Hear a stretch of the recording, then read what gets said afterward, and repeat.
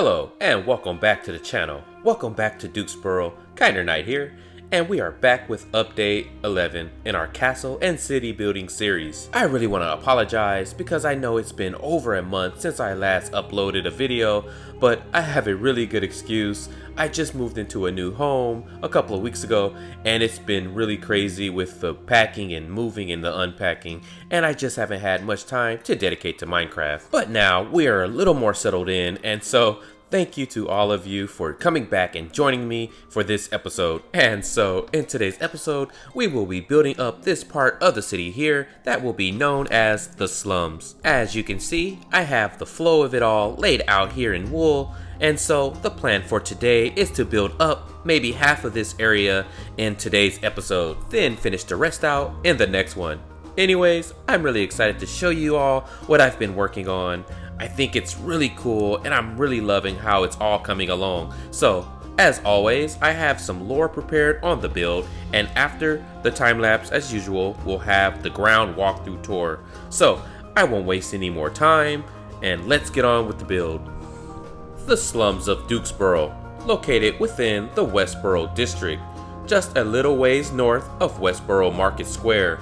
As its name conveys, it is the poorest and so the least inexpensive and least desired place to live within the fortified walls of the city, with a very high rate of poverty. The vast majority of the people who would come to settle within this area of the city are ones whose lot in life has never been fair or easy, with most having once been bound to a life of servitude as slaves with no rights or liberties, or serfs where they are worked to the point of death, cultivating and harvesting the fields and lands that they are tied to day in and day out, merely viewed as possessions or cattle in the eyes of their feudal lord, to be used and discarded as he sees fit. Because of this oppressive system, many serfs and slaves would willingly risk serious punishment for abandoning their stations, such punishments as being jailed for a period of time with no food or water,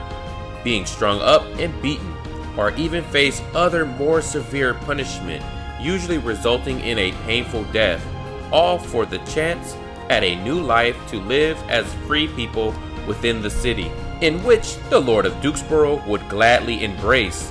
In fact, he would offer the opportunity for any runaway slaves or serfs full amnesty under the protection of his city's walls. If a slave or serf manages to escape their respective lord or master and successfully flees to the city, they would be, by means of the law of the king, deemed free people, and could not and would not face any repercussions or punishments for abandoning their stations. Furthermore, the Lord would go on to offer these people a chance to buy and own their own homes and land within the city.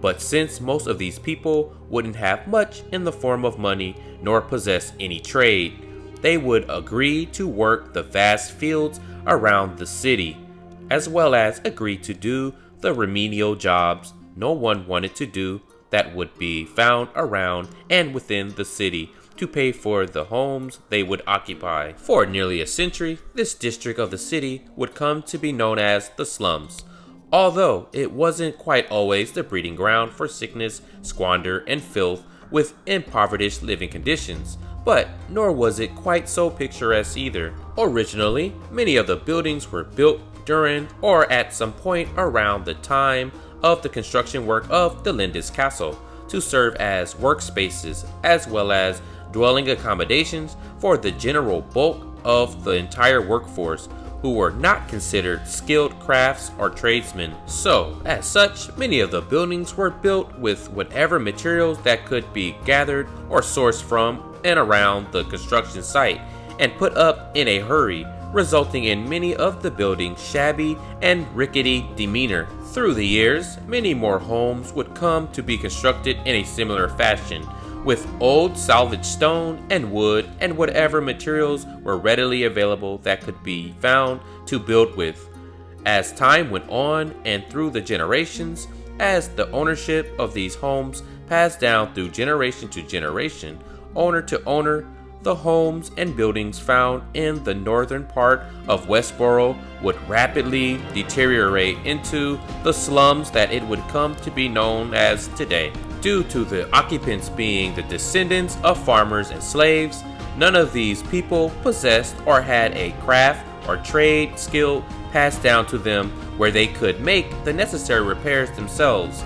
Also, due to a lack of money and job opportunities, also made the process of hiring skilled labor quite difficult and impossible. So, many of the buildings would remain in squanders, with many having major foundational issues, sections of walls that have deteriorated and worn away, as well as many of the buildings' roofs needing repairs. Although the people of the Westboro slums have little to no choice but to be content with the impoverished conditions that they must live in, with many going days, even possibly weeks without food. Many of the people choose a more optimistic outlook, drawing strength from their situation by means of banding together as a community, sharing whatever little supply and food and resources that they have with one another, remembering to just be thankful for their lives and their freedoms.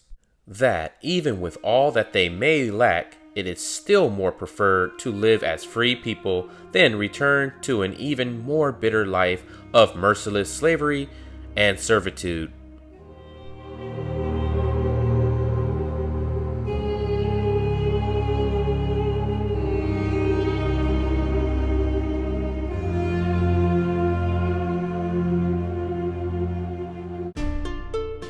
Alright, and now we are back in first person on ground level, ready to check out the build here. And I hope you guys enjoyed that lore and time lapse, kind of explaining who the people are who call this part of the city their home, and also why it's known as the slums. But now, real quick, although I feel that the build is complete enough to take you guys around and show it to you, it's actually not quite finished yet.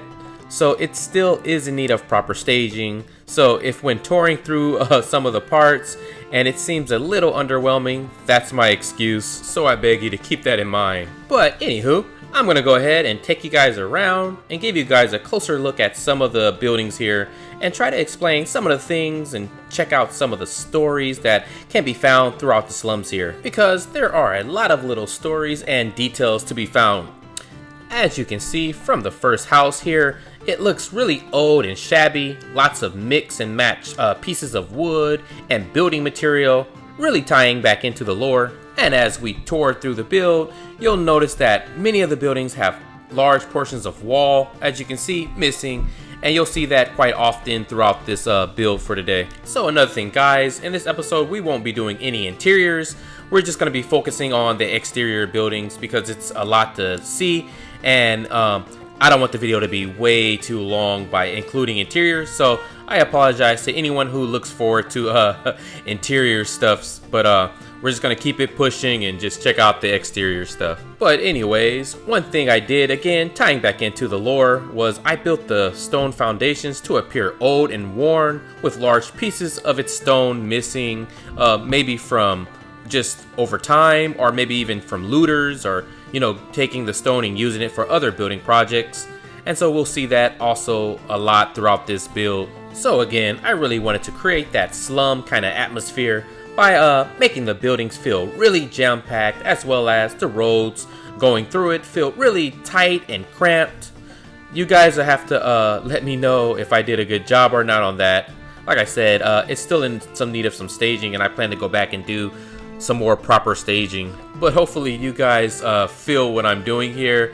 As you guys no doubt have noticed, with all the laundry that's hanging around, and from the high points of the buildings to the low points, and I really did my best to make this part of the city really feel more worn and just old and aged and wearing out, especially compared to some of the other buildings throughout the city, where though they have some wear on them as well, I really did try to make a clear correlation of how much more damaged and worn out these buildings are, as you can see. And as we make our way through this little alley area, we have some storage here, some old crates and things like that. And now we start to kind of see some of the little stories here, where we have these little kind of outdoor shelters here that we're looking at. And now, again, these would just be made up of whatever materials that one could find. And these are the people so unfortunate that they don't even have an actual home to live under. So they just have to build a makeshift shelter with whatever materials they can find. And as you see, he does have a little bed there and a plate.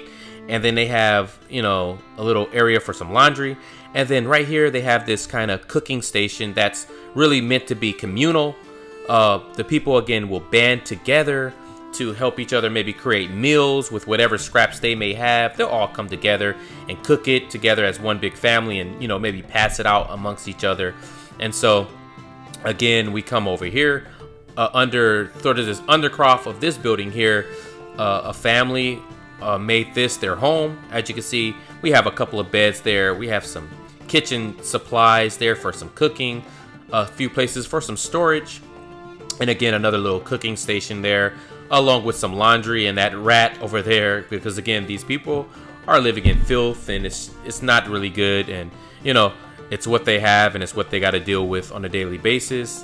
But moving on, we come to the well, and it's probably our first well in this entire build so far. There will be others, but this is just the well for the slums. And as you can see, they have this really big lid that they would remove it, and again, it's just a simple rig. There's no levers or no pulleys. Everything would be manually and done with your own hands. So you would tie off your bucket and just throw it down into the water, and then you would pull it up with your own hands, and that's how the people here would get their water. And of course, they would keep it covered so no one would fall in and drown and just contaminate their water sources. No one would want that. But moving on. Over here we have this little shelter where we have some wood that's being kept dry, as well as a place to for someone to place their cart or store their cart. And then we're gonna go ahead and just take a little look at this little lobby area. And again, notice how in the foundation of the stone, again, I made sure to make the foundations look really old and rickety by removing some of the stones and just kind of flipping using stair blocks to kind of create the effect of missing stone. As you can see, really cool stuff. A lot of the mismatched wood, as I said, different kinds of wood that's thrown together. It kind of really does make the place look like it's built up out of pretty much scraps and debris. And so moving on again, and now we're gonna go ahead and check out another cool little story.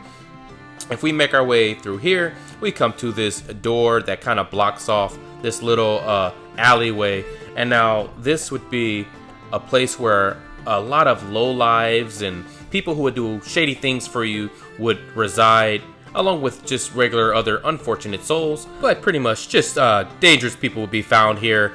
And so how the way it would work would be, if you're someone looking to hire someone to do something shady, then you would come here, and of course you would, you know, have to have a password, and once you have that password and it's confirmed, they will let you through the door, and then you would make your way back here to this little, not so much a hideout, but this little back alley area.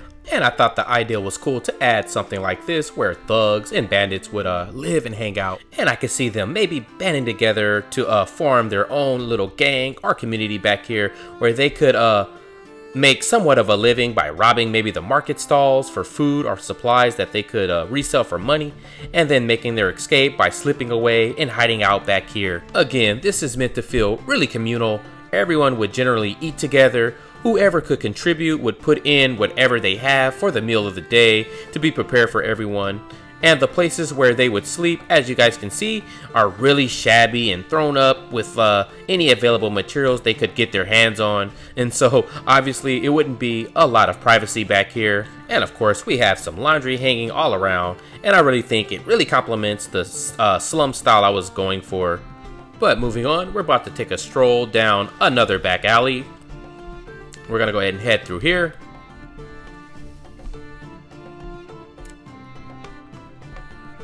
And now we come to another little back alley slum community. I consider this one a little bit more kosher in terms of the kinds of people who would live here. I would say it would be more like povertish families.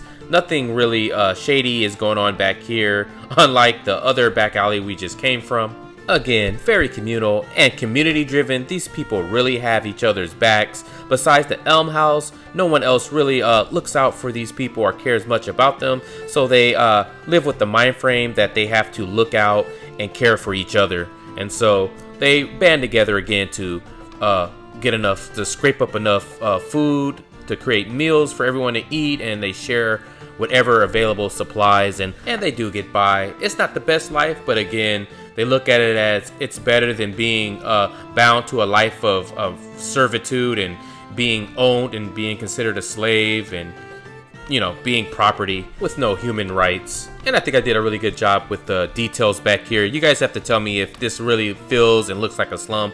Another little detail that you guys necessarily can't see from the street. Let me go ahead and fly up. As you can see, I mentioned in the lore how a lot of the roofs need work, and as you can see, large portions of many of the roofs here are gone. And you know, I use stair blocks or step blocks to kind of give the feel of missing pieces of roof and stuff like that. You know, again, really cool detail that's not necessarily seen from the ground level, but that's a detail that's there that has a little story. Again, these people would not possess the money nor the skill to be able to fix those roofs, so that's just something they have to live with. And ending off the tour, we finish up with this building right here. And again, this building right here, texture wise, is really Witcher inspired. In fact, a lot of these building styles are a reflection that I pulled a lot of inspiration from The Witcher.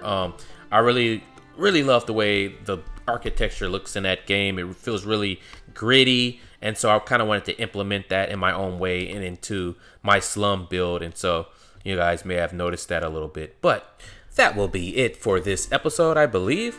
And in the next episode, we will be building up the next portion of the slums here with these buildings right here where we have it laid out. And you know, I plan to add in, I believe, yes, a tavern here or a pub. And then I have plans to add in maybe something like a gangster's house, or whoever runs the slums, whatever criminal underlord or whatever you want to call it would run the slums. Maybe they would have a home there. And then here we're going to add an orphanage, and so that'll be pretty much wrapping it up in here. And I think it'll turn out really, really cool, and I'm really excited to see how that turns out, and I hope you guys are too. And so there you guys have it. That's what I've been working on, and I hope you all enjoyed the video that I worked really hard on. I know it took a while for me to get this one out, and so I do apologize for that. But I do hope that you guys appreciate the video, and if you did, please consider dropping a like and maybe even subscribing to the channel to show your support. I really do appreciate it, and if you are so inclined, drop a comment below and let me know how you feel about the build and how you think it turned out. I really do enjoy hearing from you guys and reading through the comments. But anyways, that'll wrap it up for today. I really appreciate you guys for joining me once again. This has been the Kinder Knight from the Slums of Dukesbrough, and I bid you all a farewell.